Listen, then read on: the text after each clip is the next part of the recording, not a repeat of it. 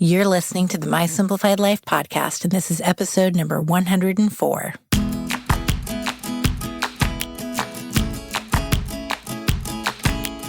Welcome to the My Simplified Life podcast, a place where you will learn that your past and even your present don't define your future. Regardless of what stage of life you're in, I want you to feel inspired and encouraged to pursue your dreams, simplify your life, and start taking action today.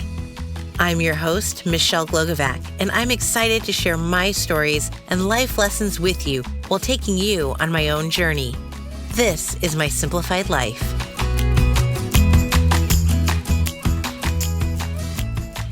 Hey friends, welcome back to another episode. I'm your host, Michelle Glogovac. I've shared how I ended up in publicity and podcasting, but I haven't shared much about my 18-year career in corporate aviation. So I thought we'd have some fun today, and I want to share my aviation experiences with you. I went to UC Santa Barbara, and after my freshman year, I had the come-to-Jesus realization that I needed a job if I was going to continue paying for being on the crew team, enjoying eating out, all of the law books I needed to buy, my tuition, room and board, and everything else.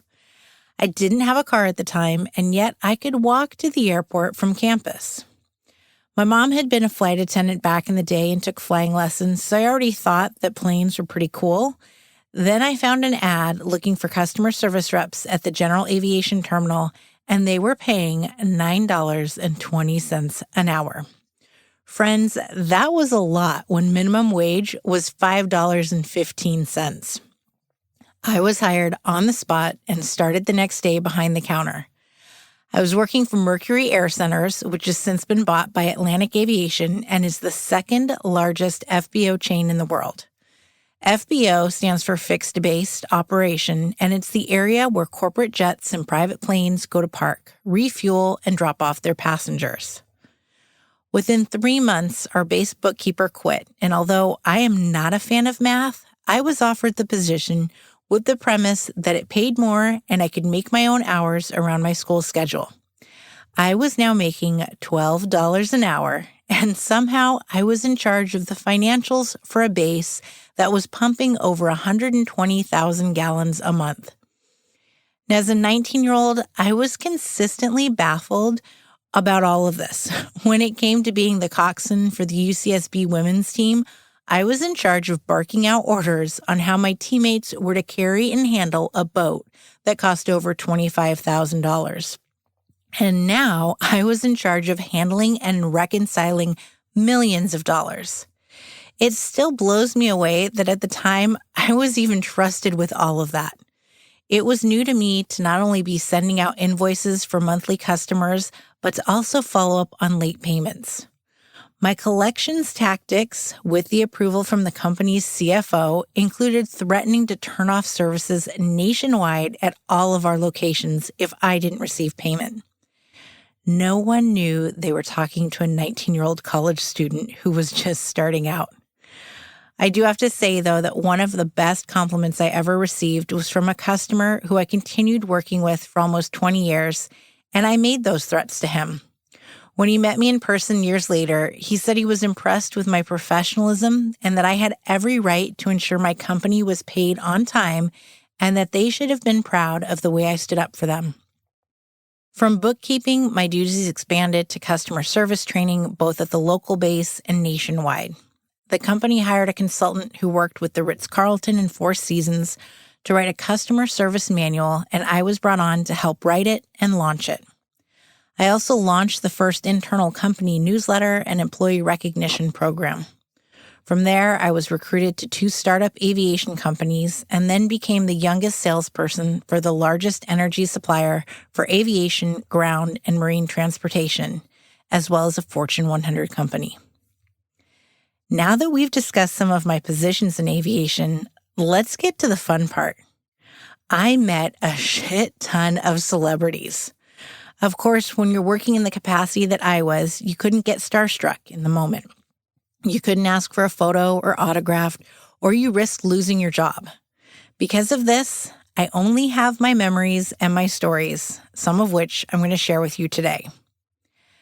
At the risk of being made fun of because my husband thinks this is hilarious, my childhood crush was Troy Aikman, the quarterback for the Dallas Cowboys.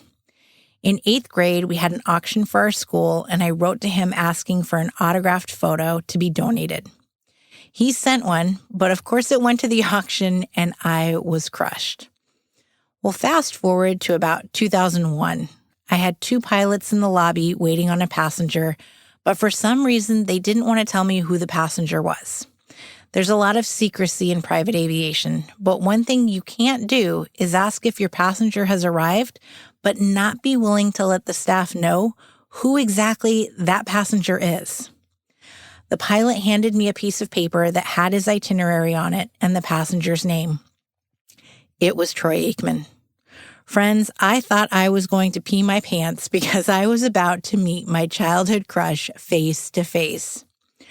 Troy came in, we met, I escorted him to the plane, and then he became a regular weekly customer.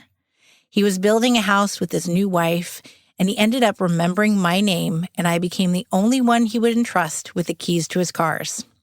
At one point, I'd also end up holding one of his daughters after she was born. This was one of the first lessons I learned about how trust is one of the most important parts of the aviation business, but how it's also something that's really of the utmost importance in every business.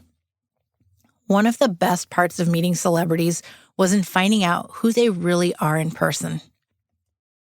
So often we think someone must be in real life the same way that they are in a movie, but let me tell you, they are not. With social media now, we do get a glimpse into what some celebrities are like, such as Rob Lowe. He's hilarious online, and he is in person as well. Rob was always kind and friendly to our staff, but my favorite memory was when he needed to use the restroom before a flight. We only had 2 bathrooms, one for each gender, and the men's room was occupied. He asked me if he could use the women's room since it was just a single toilet, and I said, sure, go for it. After he went in, though, 2 older ladies came to the desk and asked if there was another restroom because the 2 were occupied. Right as I said no, out came Rob Lowe from the women's restroom. He was smiling big and said, sometimes you just gotta go, and he waved goodbye. I thought the 2 old ladies were going to faint. They were stunned and looked at me asking, was that Rob Lowe? Yes, ladies, and he just came out of the women's restroom. Others that I met included Michael Jordan on my 21st birthday. He loves Kentucky Fried Chicken, and that was the catering he ordered for his flight. He also invited me to come downtown to his bar for a drink that night, but I politely declined just as his wife was landing in her Gulfstream to meet up with him. I've met Sean Penn, who's a very quiet man, which surprised me. I think he's a phenomenal actor, and he was one that was not only kind, but went out of his way to ensure I didn't need to handle his luggage on my own. Joe Montana did this as well. Joe Montana was a household name for me growing up, and I was thrilled to meet him and his wife, Jennifer. Now, one of the things in the FBO business that we always do was ensure that the customer never had to handle their own luggage. It was rare when a customer would offer to help, so when Joe Montana politely told me he would handle his bags and I should just go chat with his wife, I was more than pleasantly surprised. Sean Penn also handled his own bags. This was in stark contrast to when Ashanti flew in and was furious that she not only arrived late, but felt her bags were taking too long to be dropped down from the baggage compartment of her chartered Gulfstream. She was on her way to perform at Michael Jackson's Neverland Ranch. The polite and rude customer memories have always stuck with me. Speaking of Michael Jackson, I've met him a few times too. The first was when he was traveling with his children.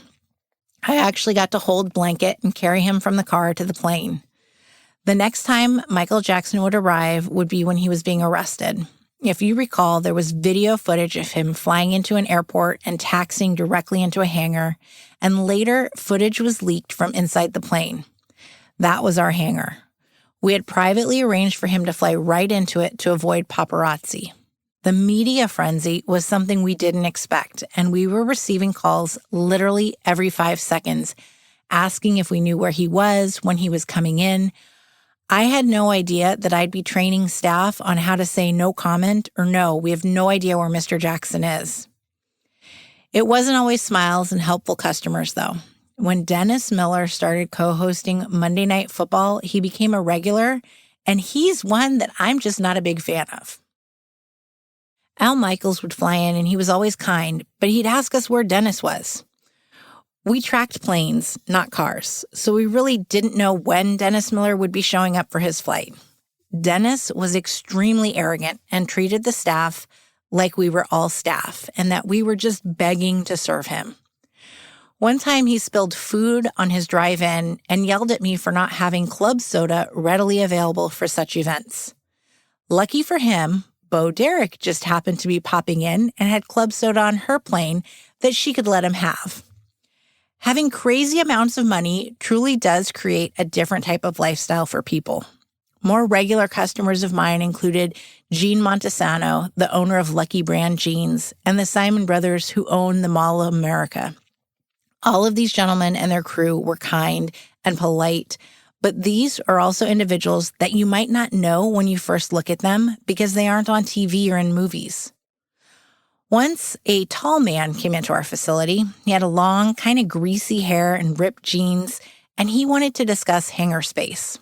I was asked to speak to him, and we chatted about what I had available, and I gave him some pricing options. I treated him just as I would any other prospective customer, and then he said he was ready to move his business over to us that day. He turned out to be Ty Warner, owner of the Santa Barbara Biltmore Hotel and Beanie Babies.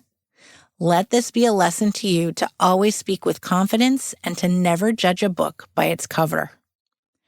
During my aviation years, I also met Jim Carrey, Governor Gray Davis, comedian Jeff Foxworthy, Doc from Back to the Future, who was actually picking up his wife, who's an author, and Tom Skerritt, who played Viper on Top Gun. Since I lived in Santa Barbara and Los Angeles, I also bumped into celebrities from time to time. I was shopping in downtown Santa Barbara one day, and walking straight towards me was Julia Child. I knew who she was right away, and my smile must have given that away because she said hello in that adorable accent of hers.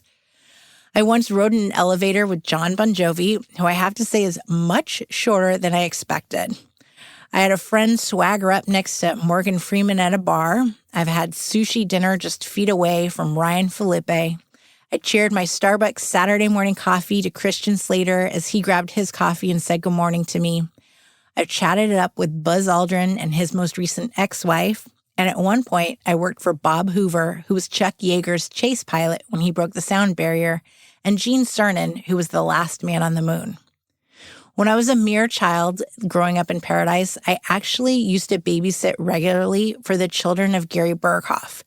That was Radar on MASH, which is hilarious because now we watch MASH pretty regularly with my own kids. These are the people I vividly remember during my aviation career, and yet I'm sure I've missed some along the way.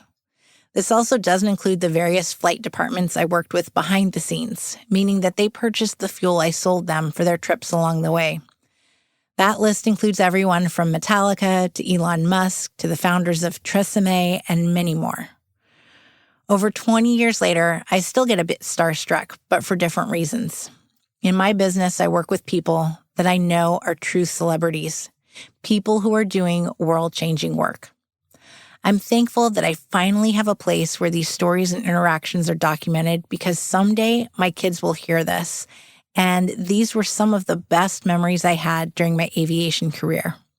It wasn't all celebrities, and there were plane versus limo accidents on the ramp, running around in pouring rain while in heels, trying to get passengers sorted out. Late nights and early mornings, but it was a ton of fun, and I'm grateful to have gotten to experience all of this, especially since it was never my intention or my dream to go into aviation. Thanks for joining me today on my trip down memory lane. This episode really brought a smile to my face. I hope it serves as a reminder to you that no matter what the path looks like to have gotten you to where you are today, you should take some time to look back on it and cherish the memories you've made along the way. Until next week, my friends, remember that celebrities are just people like you and me. Say hi and make eye contact to those you meet, and take note of memories you have so that you can share them with others.